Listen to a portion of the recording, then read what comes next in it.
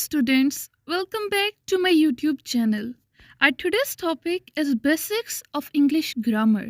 यानी कि इंग्लिश के कुछ बुनियादी क़वायद ज़वाबित की बात करेंगे।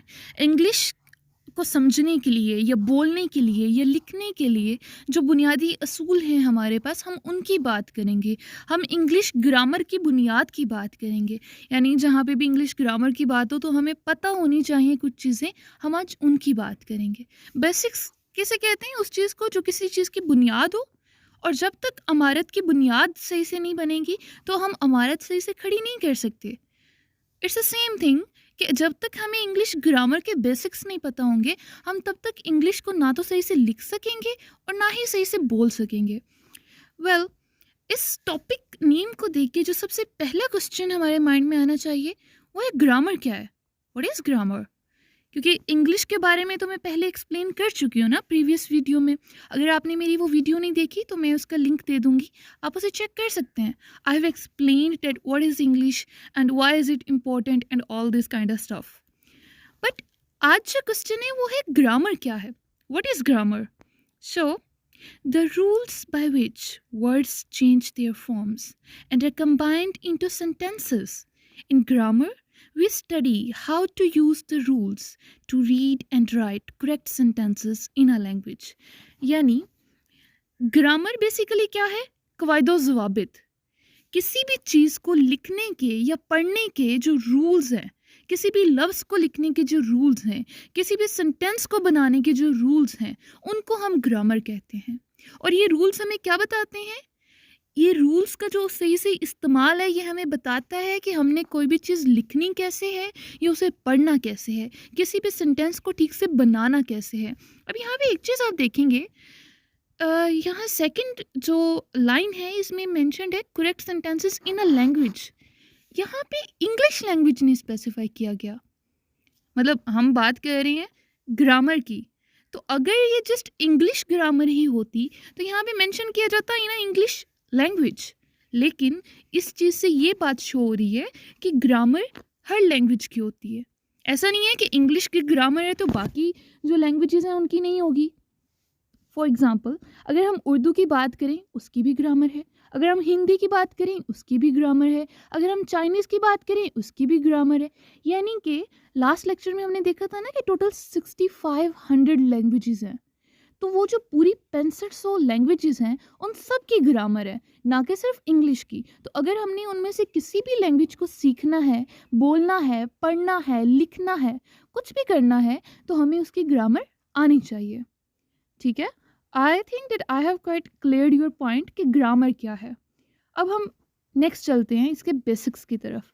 जो सबसे पहली चीज़ आती है ग्रामर में वो है letter. Now what is letter? A letter is a symbol that represents a particular sound in a language and used for spelling words. In English language, 26 letters are used to make words A to Z. Letter basically क्या होते हैं? Symbols. ठीक है, हमें ये तो पता है कि A to Z लेटर्स हमारे इंग्लिश के होते हैं। 26 लेटर्स ही टोटल बनते हैं। कैपिटल A आ जाता है, स्मॉल a है, whether it's capital B, small b, capital Z, small z, whatever it is, हमें ये चीज़ पता है। लेकिन एक न्यू पर्सन है जिसने फर्स्ट टाइम इंग्लिश को के बारे में सुना है या फर्स्ट टाइम वो इसे सीखना चाहता है, तो उसके लिए तो ये A लिखना या Z लिखना ये एक नई चीज़ होगी ना। तो ये बेसिकली क्या है? सिंबल्स हैं जो रिप्रेजेंट किसे कर रहे हैं? एक पर्टिकुलर साउंड को। हर लेटर का एक साउंड होता है हर लैंग्वेज में। अगर हम इसकी इंग्लिश की बात करें तो जैसे A है, वो A साउंड को रिप्रेजेंट कर रहा है, B साउंड को रिप्रेजेंट कर रहा है, C साउंड को, D and up to so on. इसी तरह ये एक साउंड को रिप्रेजेंट करते हैं। ठीक है, और उसके बाद इसका जो दूसरी चीज़ कही गई है, these are used for spelling words. Words हमेशा लेटर्स के मिलने से बनता है। ठीक है, तो वर्ड्स की स्पेलिंग लिखने के लिए हमें लेटर्स की ज़रूरत होती है। ठीक है, now types of letters, there are capital letters and small letters. ठीक है, हमारे पास कैपिटल भी होते हैं और स्मॉल भी होते हैं। कैपिटल लेटर्स कौन से होते हैं? जो अपर केस में लिखे जाएं, जैसे कैपिटल A, कैपिटल B यहाँ पे शो की गई है। Let me wait a moment. जैसे ये सारे हैं, ये कैपिटल लेटर्स हो गए और उसके साथ the letters written in lower case, ठीक है, जैसे ये small a, small b, small c and up to so on. तो ये सारे जो हैं ये स्मॉल लेटर्स हो गए। फॉर एग्जांपल हमारे पास अगर हम इस एग्जांपल की बात करें, जैसे ये सैयदा मेंशन्ड है, ठीक है, तो सैयदा में जो फर्स्ट एस लिखा हुआ है, एस हमारे पास कैपिटल लेटर है एंड YEDA ये हमारे पास स्मॉल लेटर है, ठीक है।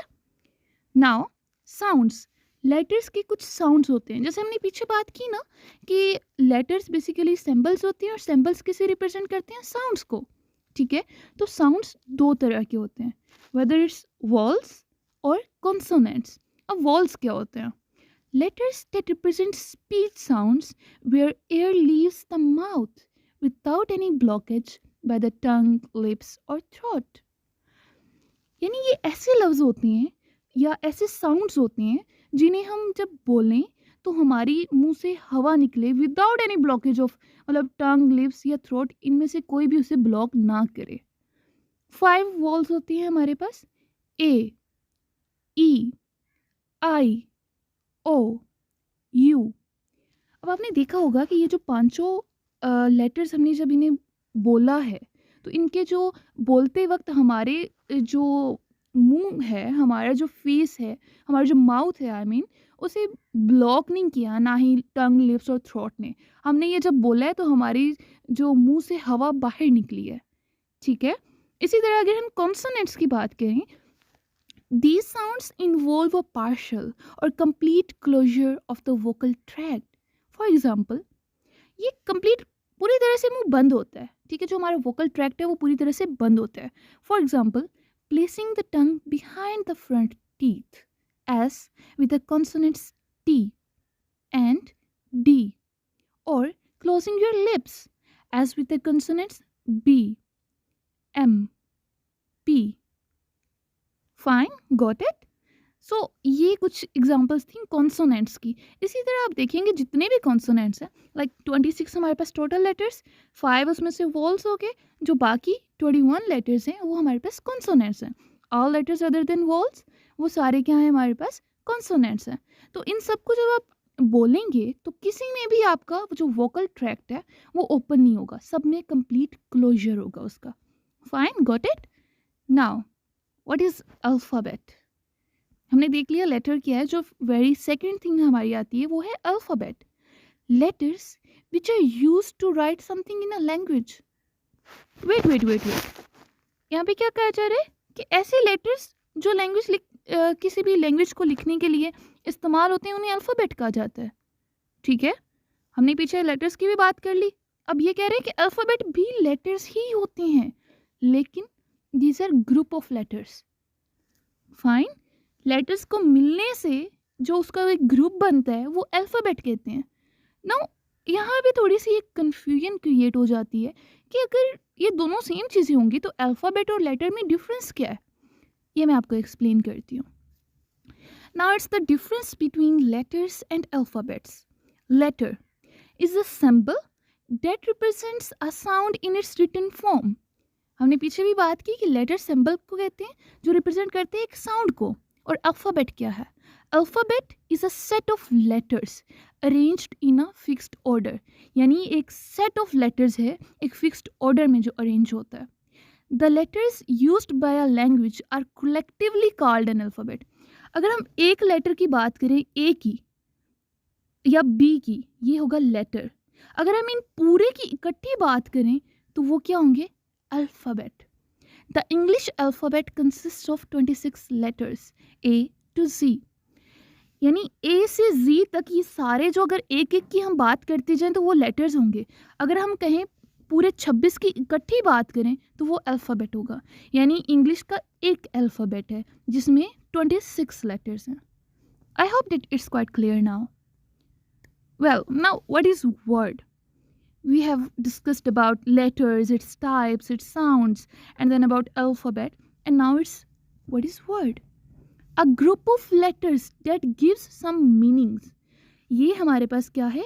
लेटर्स का ग्रुप है, ठीक है। उनको लिखने से, लेटर्स को मिला के लिखने से, और दूसरी बात इसमें एक इम्पॉर्टेंट ये है डेट गिव्स सम मीनिंग्स, जिसका कोई ना कोई मतलब बनता हो, वही हमारे पास वर्ड होगा. For example bat, student, school, etcetera. मतलब ये इन सब को हम मिला के जब लिखते हैं तो हमारे कोई ना कोई मतलब बन रहे हैं यहाँ पे. ठीक है, लेकिन यहाँ पे एक और पॉइंट है, बहुत इंटरेस्टिंग पॉइंट है, and it is two letters a and I are also used as words.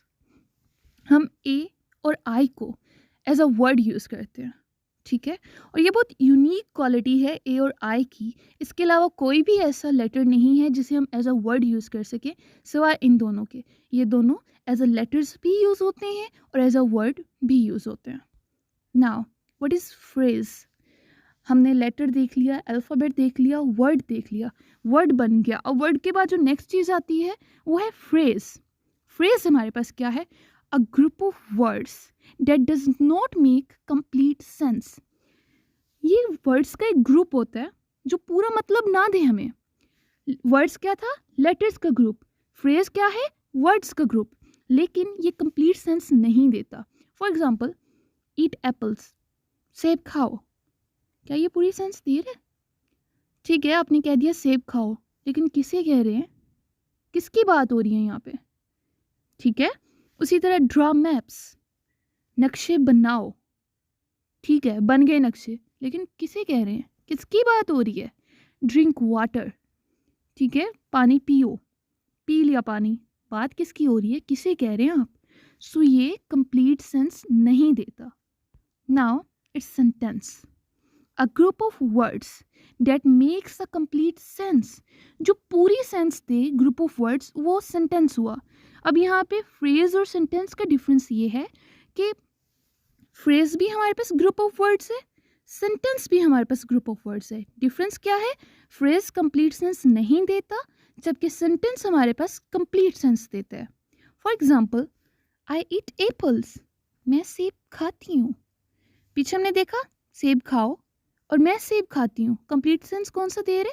I eat apples. They draw maps, वो नक्शे बनाते हैं.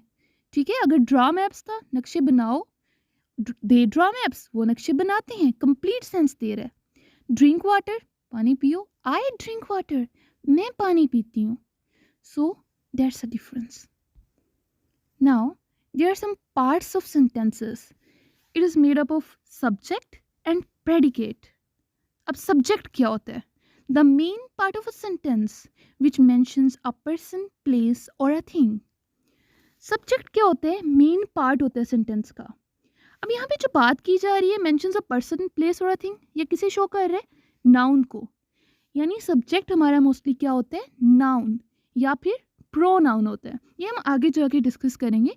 यहाँ पे आप सिर्फ इस बात को समझें कि सब्जेक्ट वो होता है जिसके बारे में बात की जा रही हो.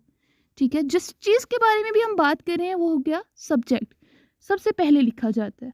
उसके बाद जो प्रेडिकेट होता है वो होता है the part of a sentence which tells something about subject. Subject के अलावा जितना भी पार्ट होता है वो सारा प्रेडिकेट होता है, और वो क्या करते हैं? वो सब्जेक्ट के बारे में कुछ ना कुछ बता रहा होता है. ठीक है, इसके फर्दर दो पार्ट्स होते हैं, verb and object. Predicate verb और ऑब्जेक्ट के मिलने से बनता है, और सेंटेंस सब्जेक्ट और प्रेडिकेट के मिलने से बनता है. Let's talk about some examples. I eat apples. यहाँ पे जो आई है वो आ गया, वेट अ मोमेंट, आई हमारे पास आ गया सब्जेक्ट, नाउन है, इसके बारे में बात हो रही है. ठीक है, उसके बाद नाउन या प्रोनाउन मैंने बोला था वो यूज़ होता है, तो ये प्रोनाउन हमने यूज़ कर लिया.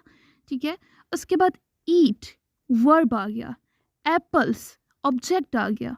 ठीक है, और ईट एप्पल्स ये दोनों मिलके क्या बनाते हैं हमारे पास? प्रेडिकेट. तो सब्जेक्ट और प्रेडिकेट ये दोनों के मिलने से बन गया.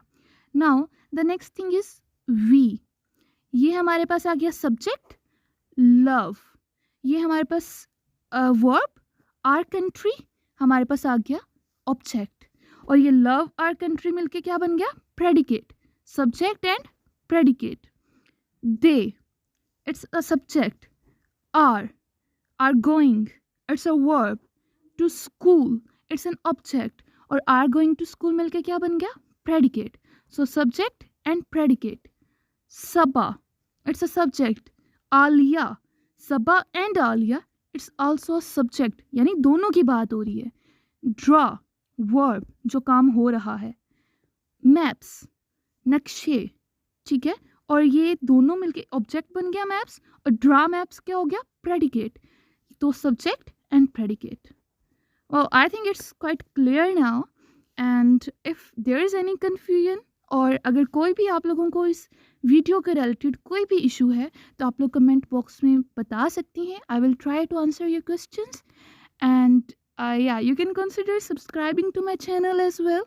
And you can, of course, if you like the video, you can like it and comment and share it with your fellows. And yeah, we will meet in the next lecture. Thank you.